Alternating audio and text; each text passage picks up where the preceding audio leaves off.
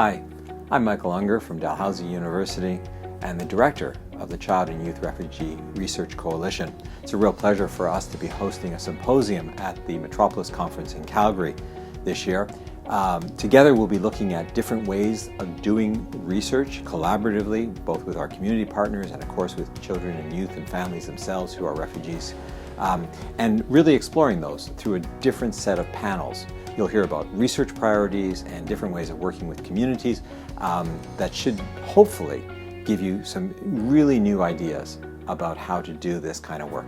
I'm going to be talking about a very exciting project that is just beginning.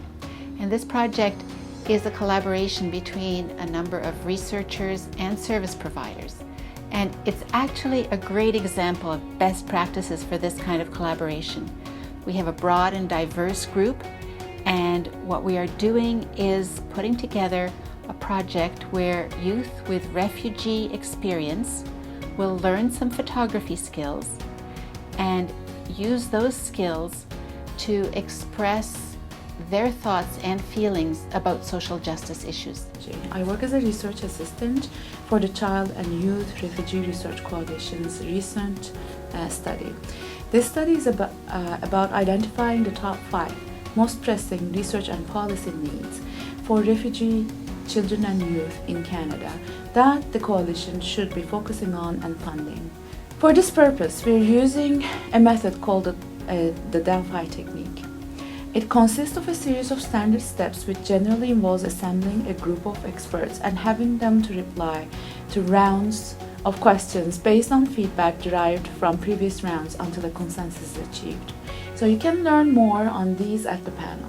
During the panel discussion, I'm going to be speaking about the relationship between universities and service provider organizations, which are non-for-profits. There are many things that researchers need to take in consideration when approaching SPOs in order to do a research together. Ask yourself the question, is it really meaningful in a practical way? In other words, going beyond theory and conceptual debates and publication, is there an applied portion to your research? Because that is what SPOs are mainly interested in. So please do come and plug in, and we're going to have a great conversation on how you as a researcher can make your research much more useful for the non-for-profit sector. The work I'll be presenting at the symposium will discuss efforts that we've been making at developing a specific measure of youth resilience to violent extremism. Now, this issue unfortunately does overlap sometimes with aspects of refugee, especially displaced or marginalized young people. And what we've been trying to understand is what are some of the forces or factors that prevent young people from radicalizing, becoming violent, and these kinds of things.